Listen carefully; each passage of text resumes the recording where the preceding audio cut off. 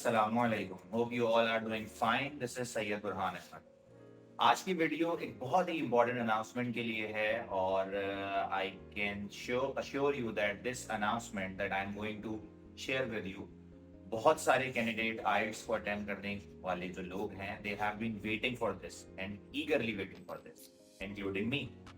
So what I am going to share with you is the OSR. अभी OSR क्या है? OSR means one skilled retake. One skill retake for IELTS. So अब इसको आज हम करते हैं डिस्कस. तो ये OSR का मतलब ये है कि आप IELTS के 4 मॉड्यूल्स में से कोई एक मॉड्यूल दोबारा अटेम्प्ट कर सकते हैं, यानी you can give a retake. इससे क्या फायदा होगा? How is it helpful? Most of the time it happens कि कैंडिडेट जो है वो टेस्ट अटेम्प्ट करते हैं और फर्स्ट अटेम्प्ट के अंदर अपने किसी 1, 2 या 3 मॉड्यूल्स के अंदर तो अपना डिजायर्ड रिजल्ट हासिल कर लेते हैं, मगर किसी एक मॉड्यूल में जो कि आमतौर पे स्पीकिंग या राइटिंग होता है, तो इसके अंदर जो है वो रह जाते हैं कभी 0.5 से और कभी पूरे एक सिंगल बैंड से. तो प्रीवियसली इसका सोल्यूशन ये हुआ करता था कि the candidate had to attempt the entire test, जो कि बहुत दफा चैलेंजिंग हो जाता था with respect to paying the fee. और कभी कभार इसमें ये मसाइल भी आ जाते थे कि पहली दफा टेस्ट अटेम्प्ट किया तो जी हमारे 3 मॉड्यूल्स में अच्छा रिजल्ट था, इन द नेक्स्ट अटेम्प्ट हम वहां कुछ स्कोर लूज कर जाते हैं. So all these problems are now solved for you thanks to British Council. Pakistan के अंदर they have announced OSR one skill retake. तो अब कैंडिडेट्स जो है अटेम्प्ट करेंगे जो टेस्ट, और अगर if they are not satisfied with one of their module, they can retake it. But there are few catches in that. There are few issues जो हमें consider करने चाहिए और हमें मालूम होना चाहिए. First of all, can anyone apply for OSR? No. I'm sorry, people who are going to go for paper-based IELTS, so no, this is not for you. The OSR is only applicable for computer delivered test and for the standard IELTS. That means it is not going to be helpful for UKVI candidates as well. Moreover, अगर हम आगे बात करें तो क्या ये OSR free of cost है? So obviously no. इसकी फीस है which is around 33,000 and the exact amount you can see on the screen. एक और सवाल जो कि जहनों में आ सकता है कि क्या मेरा ये वन स्किल रीटेक जो है ये मैं बार बार अटेम्प्ट कर सकता हूँ? So I am sorry, again no. ये आप सिर्फ एक टेस्ट के अटेम्प्ट के बाद एक स्किल पे रीटेक अटेम्प्ट कर सकते हैं. आप इसे बार बार जो है यूटिलाइज नहीं कर सकते. Is there any limitation? या मेरा जब दिल चाहे मैं इसे अटेम्प्ट कर लूँ? So again no, there is a time duration till 60 days of your IELTS result.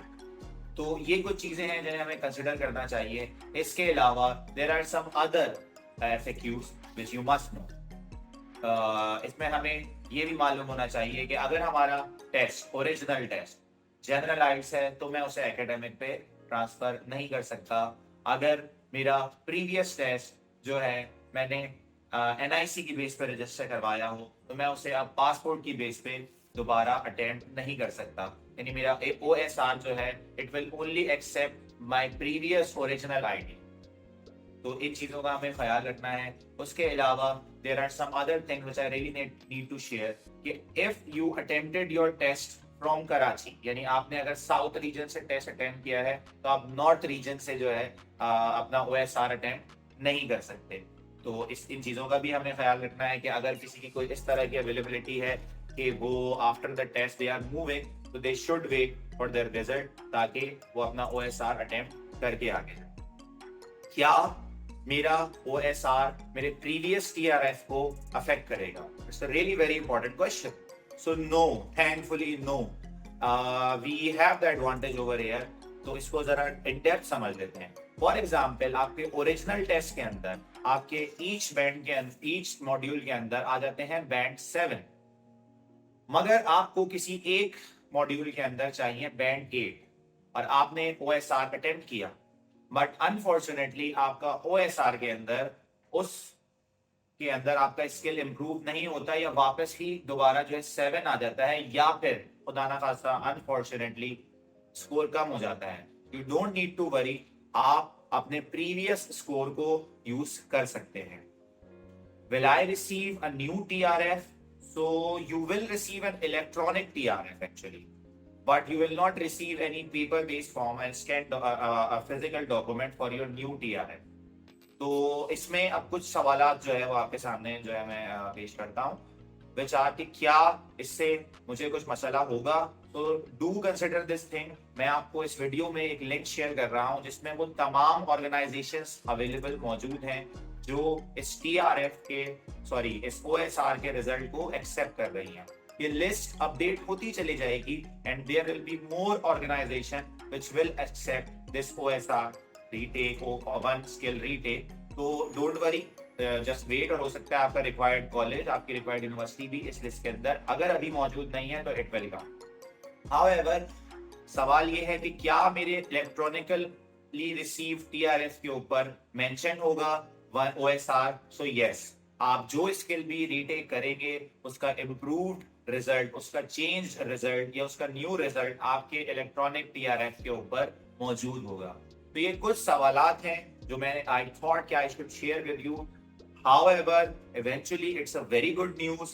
Thanks to IELTS, thanks to British Council कि उन्होंने जो है इस चीज को कंसिडर किया और अब बहुत सारे लोगों के लिए ये बहुत आसानी का बायस होगा that they would not need to re-attempt the entire test and may risk their good modules as well. तो अब आपको वैसे तो पूरी कोशिश करनी चाहिए कि आप वन इनटेक के अंदर ही, वन अटेम्प्ट के अंदर ही जो है वो अपना टेस्ट क्लियर करें। However, unfortunately, due to any reason अगर आप किसी एक मॉड्यूल के अंदर रह जाते हैं तो you can reattempt. So that's all. If you have any further question or if you wish to register yourself for IELTS examination तो you can contact us. We are an IELTS registration center registered by, we are partner with British Council. So अगर आपको registration से related कोई और query, कोई और confusion है, you can contact us. Thank you so much. This is me, Syed Farhan Ahmed. Allah.